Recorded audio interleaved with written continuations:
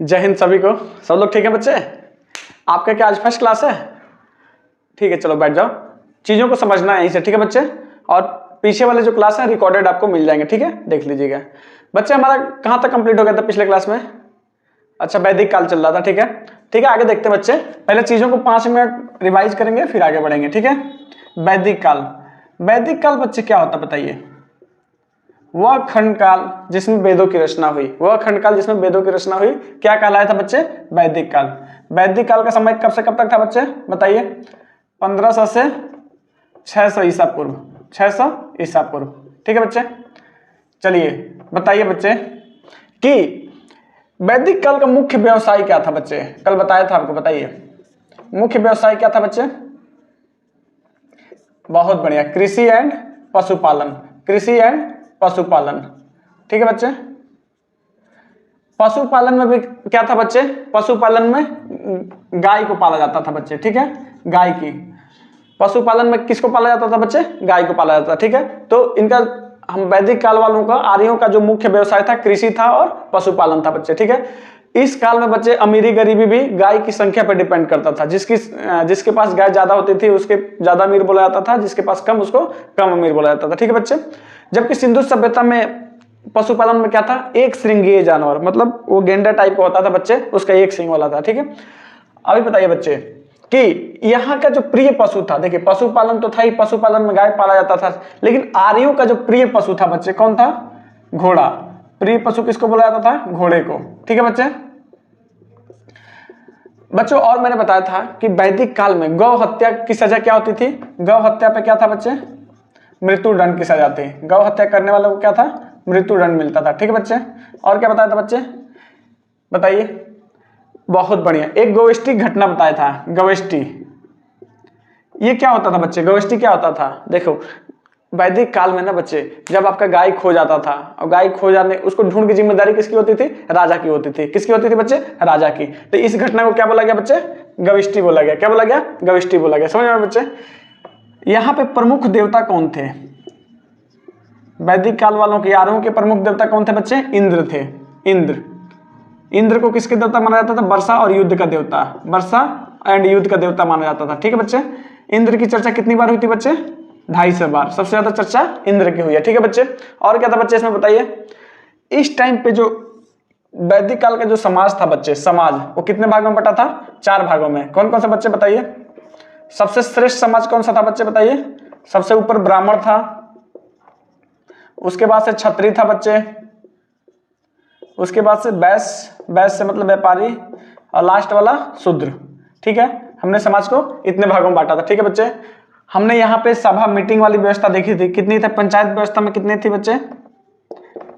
पंचायत में बच्चे एक सभा होता था जिसमें साधारण वर्ग के लोग बैठते थे यहाँ पे, ठीक है?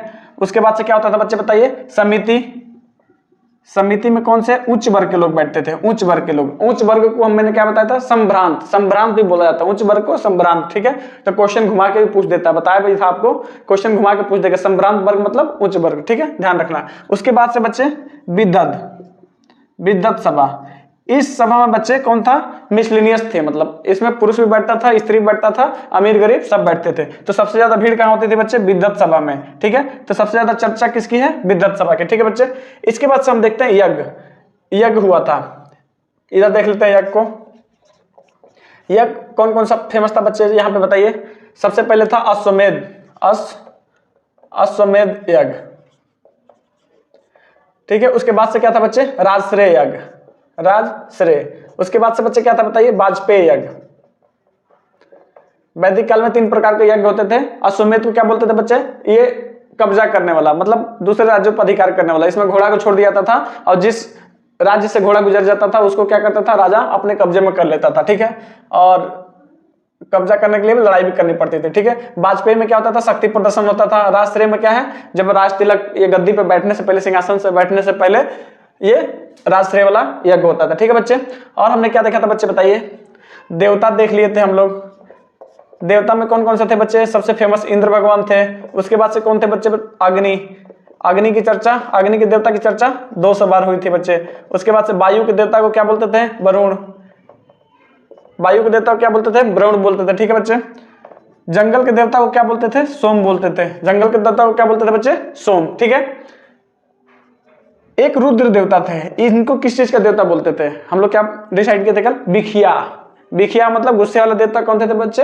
रुद्र। ठीक है बच्चे, समझ में आया? चलिए आगे बढ़ते हैं बच्चे। एक चीज बताइए आप कि कल हमने दशराज का युद्ध की चर्चा किया था। दशराज का युद्ध, दशराज का युद्ध बच्चे किनके किनके बीच हुआ था बताइए?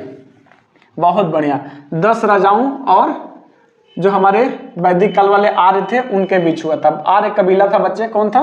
आर्यों का एक बहुत मजबूत कबीला था जिसका नाम हमने भरत कबीला भी बताया था। भरत कबीला, ठीक है, इन दो के बीच हुआ था। ठीक है, तो बच्चे बताइए कि जो दशराज का युद्ध हुआ था वो किस नदी के किनारे हुआ था? ठीक है, तो हमने बताया था बच्चे रावी नदी किनारे, रावी नदी किनारे। ठीक है, लेकिन जो वैदिक काल में नदियां थी ना बच्चे, उनके नाम डिफरेंट होते थे। आज नदियों के नाम में बहुत परिवर्तन है। ठीक है, उस टाइम के नदी के नाम और आज के नदी में बहुत परिवर्तन है, तो हमको देखना होगा। इसमें से क्या खड़े खड़े क्वेश्चन पूछ लेता है। ठीक है, तो बच्चे दशराज का युद्ध कहाँ हुआ था? रावी नदी किनारे, रावी नदी किनारे। लेकिन वैदिक काल में इसका नाम क्या था बच्चे? वैदिक काल में इसका नाम परुष्णी नदी था। परुष्णी नदी। ठीक है, क्या नाम था बच्चे? परुष्णी नदी। तो कई बार ऑप्शन में पूछ देगा कि दशराज का युद्ध कहाँ हुआ था, तो हो सकता है रावी नदी ना देके परुष्णी नदी दिया हो, तो आपको मालूम होना चाहिए। ठीक है बच्चे, तो वैदिक काल की नदियां देख लेते हैं बच्चे। वैदिक काल में कौन कौन सी नदियां थी? ठीक है, जो आज की झेलम नदी है, जो आज की झेलम नदी है उसको किस नदी से जानते थे उस टाइम पे? वितस्तता। वितस्तता, वितस्तता, ठीक लिखा है जी, वितस्तता। ठीक है, तो जो झेलम नदी है वो वैदिक काल में इसको क्या बोलते थे बच्चे? वितस्तता। ठीक है, जो ब्यास नदी है, ब्यास नदी, इस टाइम पे क्या बोलते थे? विपाशा। ये आप लोग बिल्कुल नहीं भूलेंगे, विपाशा। विपाशा बसु नहीं जोड़ना है। ठीक है, वो ये जो विपाशा है इसको मैंने जहां देखा है हाँफती रहती है। इसकी एक भूतहा मूवी थी, राज मूवी। ठीक है, तो ब्यास नदी जो था उस टाइम पे किस नाम से जाना जाता था? विपाशा। ठीक है, उसके बाद से चिनाब नदी। चिनाब, चिनाब नदी को किस नाम से जानते थे बच्चे बताइए? अस्कनी। कौन सा? अस्कनी। ठीक है बच्चे, समझ में आए बच्चे? अभी बताइए सतलज नदी को उस टाइम पे किस नाम से जाना जाता था? सतलज। सतलज को शत्रुधि नदी बोला जाता था। शत्रुधि। देखिए ये भी आपको याद होगा, स से सतलज, स से शत्रुधि, स से सतलज, स से शत्रुधि। ठीक है बच्चे, ब्यास वाला भी बहुत ईजी है, ब से ब्यास, ब से विपाशा। ठीक है, बाकी आपको याद कर लेना है। क्वेश्चन पूछ दिया मतलब आपको आता है तो टिक करेंगे, नहीं आता तो काम खत्म। तो ये क्या है? एक एक लाइन का क्वेश्चन है, आपको याद करना है। ठीक है बच्चे, और बताइए गंडक नदी। गंडक नदी को किस नाम से जाना जाता था बताइए? गंडक नदी को बच्चे सदा नीर। सदा नीर, रेलवे नीर, रेलवे नीर का पानी और सदा नीर। ठीक है, तो गंडक नदी को किस नाम से जानते थे? सदा नीर के नाम से। ठीक है, सरस्वती नदी। सरस्वती को किस नाम से बच्चे? घग्घर नदी। घग्घर। ठीक है, उस टाइम पे क्या नाम था? घग्घर नदी। ठीक है, जो गोमती नदी था बच्चे, गोमती नदी, इसको किस नाम से? गोमस। ठीक है बच्चे, गोमस। देखिए सरस्वती नदी तो विलुप्त हो चुका है। ठीक है, अंडरग्राउंड हो गई है, हालांकि जूलॉजिकल सर्वे वाले इसकी खोज कर रहे हैं कि ये कैसे विलुप्त हो गई। ठीक है, ये राजस्थान से निकलती थी और आपको मालूम है कि हमारी जो प्रयागराज है यहाँ पे गंगा यमुना सरस्वती तीनों का मिलन है। ठीक है, तो फिलहाल अभी सरस्वती जी विलुप्त हो गई है। ठीक है बच्चे, यदि आप रेलवे, एनटीपीसी या वन डे एग्जाम दे रहे हैं तो सीधे सीधे पूछ लेगा बच्चे अस्कनी नदी किस नदी को बोलते हैं? 4 ऑप्शन दे देगा, तो आपको मालूम है तब तक से चिनाब लगा देंगे, अदरवाइज छूट जाएगा। ठीक है, समझ में आया? वन डे एग्जाम के लिए बहुत इंपॉर्टेंट है। समझ में आया बच्चे? अभी हम देखते हैं बच्चे वैदिक काल में दर्शन जो थे उसको देखते हैं। दर्शन, वैदिक काल में बच्चे 6 प्रकार के दर्शन की चर्चा है। ठीक है, देखिए जब आप मास्टर डिग्री करेंगे बच्चे तो आपको दर्शन शास्त्र पढ़ने होंगे। दर्शन शास्त्र, दर्शन शास्त्र को क्या बोलते हैं? फिलॉसफी। दर्शन शास्त्र को क्या बोलते हैं? फिलॉसफी। तो बच्चे वैदिक काल में कितने दर्शन की चर्चा थी बच्चे? कितने प्रकार के दर्शन थे बच्चे वैदिक काल में? 6 प्रकार के। कौन कौन से बच्चे बताइए? पहला कौन सा था बच्चे बताइए? पहला था न्याय दर्शन। कौन सा बच्चे? न्याय दर्शन। न्याय दर्शन। इसके लेखक कौन थे न्याय दर्शन के बच्चे बताइए? न्याय दर्शन के लेखक, न्याय दर्शन को किसने लिखा बच्चे? बहुत बढ़िया, गौतम ने। ठीक है, ये गौतम बुद्ध नहीं है, ये दूसरे गौतम है। ठीक है, न्याय दर्शन को किसने लिखा बच्चे? गौतम ने। ठीक है, देखिए बच्चे जो दर्शन, जो 6 प्रकार के दर्शन थे ना उसको षष्ठ दर्शन भी बोलते हैं। 6 को क्या बोलते हैं? षष्ठ। षष्ठ सही लिखा है जी? हाँ ठीक है। 6 प्रकार के दर्शन था जिसको हम षष्ठ नाम से बोलते हैं। कल सप्त संदोपदेश, 7 को सप्त बोले तो 6 को षष्ठ बोलेंगे, ठीक है। तो जो 6 दर्शन था उसमें से पहला कौन सा हो गया बच्चे? न्याय दर्शन। दूसरा क्या हो गया बच्चे? बताइए। सांख्य दर्शन। दूसरा सांख्य दर्शन, ठीक है। इसके लेखक कौन है बच्चे? कपिल। इसको किसने लिखा बच्चे? कपिल ने, ठीक है। तीसरा बच्चे बताइए कौन सा? तीसरा बच्चे योग दर्शन। योग दर्शन, ठीक है बच्चे। अभी देखिए योग दर्शन के लेखक कौन है बच्चे? पतंजलि। ये आप भूलेंगे? नहीं भूलेंगे। क्यों? कि योग गुरु बाबा रामदेव, योग गुरु बाबा रामदेव, और बाबा रामदेव की कंपनी पतंजलि, ठीक है। तो योग दर्शन का राइटर कौन है बच्चे? पतंजलि, ठीक है। उसके बाद से था बच्चे एक दर्शन था वैशेषिक दर्शन। वैशेषिक दर्शन, ठीक है बच्चे। इसके जो राइटर है बच्चे, लेखक थे कौन से? कनाड ऋषि। कनाड ऋषि थे बच्चे, ठीक है। देखिए इसको कैसे याद करेंगे? वैशेषिक का मतलब एक तरह से विश्व से हो गया, ठीक है। ये जो कनाड ऋषि थे ना बच्चे, वो डाल्टन के सिद्धांत, डाल्टन के प्रिंसिपल ऑफ डाल्टन के सिद्धांत से पहले ही इन्होंने बता दिया था कि हमारा जो विश्व है छोटे छोटे परमाणुओं से मिलकर बना है, ठीक है। तो कनाड ऋषि जो थे पहले ही परमाणु का सिद्धांत दे दिए थे। किसके? डाल्टन से पहले। समझ में आया? हमारी संस्कृति शिक्षा को अंग्रेजों ने चौपट कर दिया, अदरवाइज हमारी संस्कृति शिक्षा बहुत ही बेहतरीन थी, ठीक है। तो कनाड ऋषि ने बहुत पहले ही बता दिया था कि हमारा जो विश्व है छोटे छोटे परमाणुओं से मिलकर बना है। समझ में आया बच्चे? तो वैशेषिक दर्शन को किसने लिखा? कनाड ऋषि ने, ठीक है बच्चे। उसके बाद से हमारे कितने हो गए? न्याय दर्शन, योग दर्शन, सांख्य दर्शन, वैशेषिक दर्शन, ठीक है। उसके बाद से बच्चे मीमांसा है। क्या है? मीमांसा। मीमांसा कितने हो गए बच्चे? 2। कौन कौन से बच्चे बताइए? उत्तरी मीमांसा, मीमांसा बुक है बच्चे, ठीक है, बहुत बड़ी बुक है, इसमें बहुत सारी जानकारी है। और दूसरा बच्चे पूर्व मीमांसा। उत्तरी मीमांसा और दूसरा पूर्व मीमांसा, ठीक है बच्चे। उत्तरी मीमांसा के लेखक कौन है? वादरायण, ठीक है। और पूर्व मीमांसा के लेखक कौन है बच्चे? जैमिनी, ठीक है बच्चे, जैमिनी। देखिए बच्चे, जो हमारे महात्मा बुद्ध थे बच्चे, वो सबसे ज्यादा कौन से दर्शन से प्रभावित थे? बताइए। सबसे ज्यादा वो सांख्य दर्शन से प्रभावित थे। महात्मा बुद्ध जो है सांख्य दर्शन से ज्यादा प्रभावित थे, ठीक है बच्चे। इनको इसका बहुत अच्छा नॉलेज था, इसको ये पढ़ के अपने जीवन में इसकी विचारधाराओं को बहुत संग्रहित किए थे, एकत्रित किए थे, ठीक है बच्चे। तो क्वेश्चन पूछता है महात्मा बुद्ध कौन से दर्शन से ज्यादा प्रभावित थे? तो सांख्य दर्शन से। इसमें से पूछेगा बच्चे क्वेश्चन कि सबसे पुराना दर्शन कौन है, सबसे ओल्ड, तो वो सांख्य दर्शन, ठीक है, सांख्य दर्शन। समझ आए बच्चे? सांख्य दर्शन में बच्चे बताइए कितने प्रकार के तत्वों की चर्चा है? 25 प्रकार के तत्व। सब इसमें कितने तत्व हैं बच्चे? 25 प्रकार के तत्वों की चर्चा है, जिसमें से पहला तत्व कौन सा? प्रकृति को बोला गया, ठीक है बच्चे, प्रकृति। इसमें 25 प्रकार के एलिमेंट्स तत्व की चर्चा है सांख्य दर्शन में, ठीक है। और पहला एलिमेंट्स कौन बच्चे? पहला तत्व कौन सा है? प्रकृति को माना गया, ठीक है बच्चे। तो बताइए षष्ठ दर्शन कौन कौन से? बहुत बढ़िया, ठीक है। योग दर्शन, ठीक है, यहां से काउंट करिए। सबसे पहले कहां से बच्चे? न्याय दर्शन, न्याय दर्शन के लेखक गौतम। उसके बाद से सांख्य दर्शन, सांख्य दर्शन के राइटर कपिल, ठीक है। वैशेषिक दर्शन के रचयिता कनाड ऋषि, योग दर्शन के पतंजलि, उत्तरी मीमांसा के वादरायण एंड पूर्व मीमांसा के जैमिनी, ठीक है बच्चे। समझ में आया? सबसे पुराना दर्शन तो सांख्य दर्शन, ठीक है बच्चे।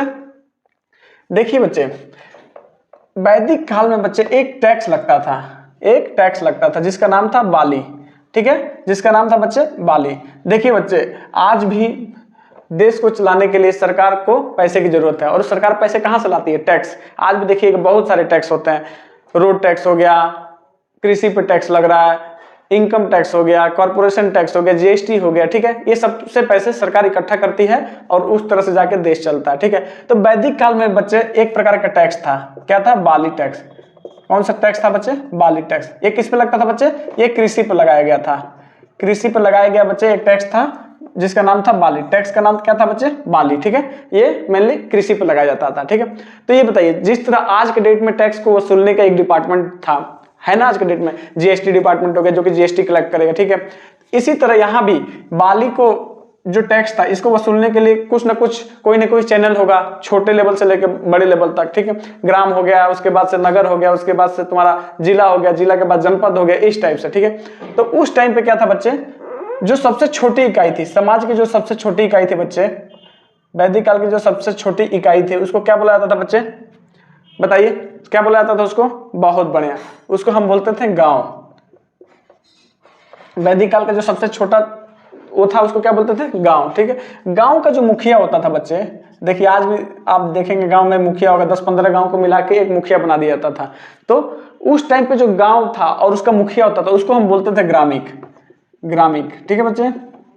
वैदिक काल में जो गांव का मुखिया होता था उसको क्या बोलते थे? ग्रामिक। ये एक पोस्ट ही होता था, ठीक है, ये एक पोस्ट था उस टाइम पे, ठीक है। और सबसे बड़ा बच्चे क्या है? जनपद। सबसे बड़ा जनपद होता था, ठीक है। सबसे छोटा कौन सा होता था? गांव। और सबसे बड़ा जनपद। जनपद के मुखिया को राजन कहा जाता था, ठीक है। तो राजन जो है आज के पीएम जैसे थे, उस टाइम पे प्रधानमंत्री होते थे। और यहाँ पे क्या है? इस टाइम पे प्रधानमंत्री है, उस टाइम पे उनको राजन बोला जाता था, ठीक है। तो जनपद के जो मुखिया थे उनको क्या बोलते थे बच्चे? राजन। समझ में आया? तो क्वेश्चन पूछता है बच्चे कि वैदिक काल में जो कृषि पर टैक्स लगता था उसको किस नाम से जानते हैं? तो बाली। उस टैक्स का नाम क्या था बच्चे? बाली, ठीक है। और सबसे छोटी इकाई बच्चे, वैदिक काल की सबसे छोटी इकाई तो ग्राम। ग्राम के मुखिया को ग्रामिक बोलते थे और जनपद के मुखिया को राजन बोलते थे, ठीक है बच्चे। समझ में आया? इसी बीच बच्चे क्या हुआ कि उत्तर प्रदेश में एक जगह है बच्चे, उत्तर प्रदेश में एक जगह है, दिखाई दे रहा सबको पीछे? ये हमारा उत्तर प्रदेश है। यहाँ पे एक जगह है अतिरंजी खेरी। अतिरंजी खेरी, यहाँ पे ये एक जगह है अतिरंजी खेरी। यहाँ पे बच्चे लोहे की खोज हो गई, लोहा की। यहाँ पे किस चीज की खोज हो गई बच्चे? लोहा की, ठीक है बच्चे। अभी क्या है, लोहा की खोज हो जाने से बच्चे जो आसपास के लोग हैं यहाँ आना शुरू हो गए, यहाँ आना शुरू हो गए, ठीक है। समझ में आए बच्चे? देखिए वहां आना स्वाभाविक था क्योंकि लोहा के खोज होने से बच्चे, देखिए लोहा हर चीज में है। इवन आप जिस चेयर पे बैठे हैं उसमें भी लोहा है, ठीक है। तो उस टाइम पे पहिया, गाड़ी के पहिए में भी लोहा लगता था, गाड़ी में भी लोहा लगता था, हर चीज में। कारखाना बनाना है तो भी लोहा, हथौड़ी, छेनी, कुदाल, हल, जो भी बनाना है सबका लोहा की जरूरत होती थी। तो लोग यहाँ पे आना स्टार्ट हो गए, ठीक है बच्चे। और ये क्या है, ये यहाँ पे जनसंख्या बढ़ती गई, बहुत सारी जनसंख्या हो गई, ठीक है। तो इतनी ज्यादा बढ़ गई कि इसको जनपद का विकास हो गया। तो जनपद का विकास हुआ तो क्या बन गया बच्चे? महाजनपद, ठीक है। अभी हमारा देश है, एक समय इतना आजादी हो जाएगा तो महादेश हो जाएगा, ठीक है बच्चे। तो अतिरंजिश खेरी में बच्चे लोहे की खोज हो गई, ठीक है। उसके बाद से क्या है, जरूरी थोड़ी है कि अतिरंजिश में ही, उसके बाद यहाँ मिल गया होगा, यहाँ मिल गया होगा, यहाँ मिल गया होगा, यहाँ मिल गया होगा।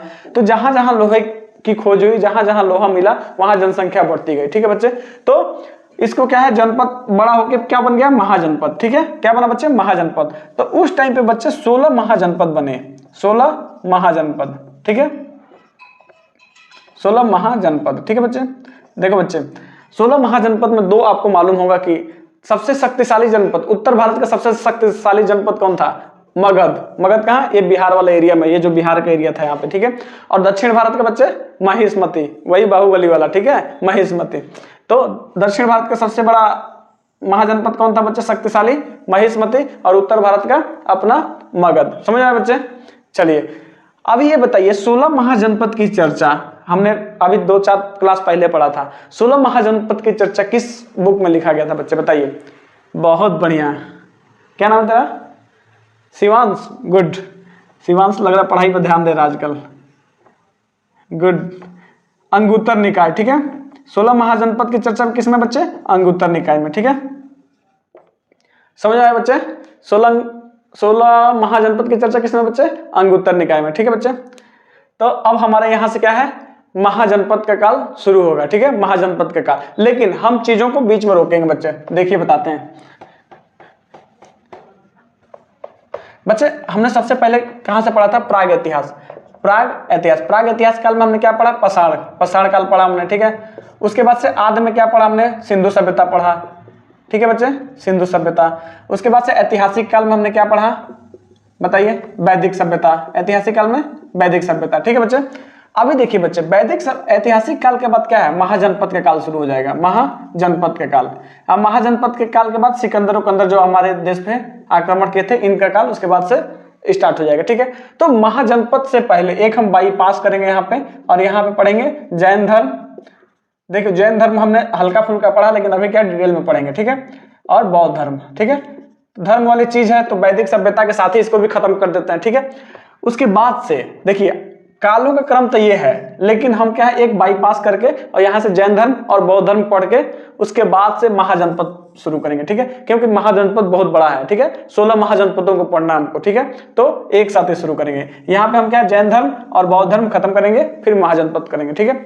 टाइम हो गया बच्चों, चलिए कोई नहीं, आगे क्लास में हम जैन धर्म एंड बौद्ध धर्म को डिटेल में पढ़ेंगे, फिर हम महाजनपद का काल स्टार्ट करेंगे। बच्चों चीजों को आप वैसे तो हम कोशिश करते हैं कि यही लर्न हो जाए आपको, लेकिन घर पे भी आप क्या है थोड़ा बहुत रिवाइज करते रहिए। रिवाइज करने का मतलब ये नहीं है कि पूरा दिन भर बैठना है, एक बार नया चीज पढ़ने से पहले पीछे वाली चीजों को सरसरी निगाहों से देख लो, ठीक है बच्चे। चलिए अभी बच्चे रिसेंट के जो हमारे एग्जाम हुए थे रेलवे में, उसमें क्या है वैदिक सभ्यता से क्वेश्चन पूछा था कि आर्य लोग किस टाइप के कपड़ों का उपयोग करते थे, ठीक है, तो मेनली आर्य 3 टाइप के कपड़ों का उपयोग करते थे, ठीक है, तो उसमें से एक ऑप्शन में रहा होगा कोई, उसमें आपको टिक करना था, ठीक है।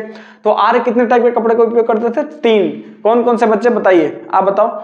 वास, अधिवास एंड उषणीय। कौन कौन से बच्चे 3 टाइप के कपड़े पहनते थे आर्य? कौन सा? वास, अधिवास एंड उषणीय, ठीक है, ये 3 टाइप के कपड़े आर्य लोग पहनते थे, ठीक है। तो उसमें 3 ऑप्शन तो बेकार से दिया था, एक ऑप्शन चौथा ऑप्शन जो था डी पे अधिवास लिखा था, इसको आपको टिक करना था, ठीक है। तो आर्य कितने टाइप के कपड़े पहनते थे? 3 टाइप के। कौन कौन से बच्चे?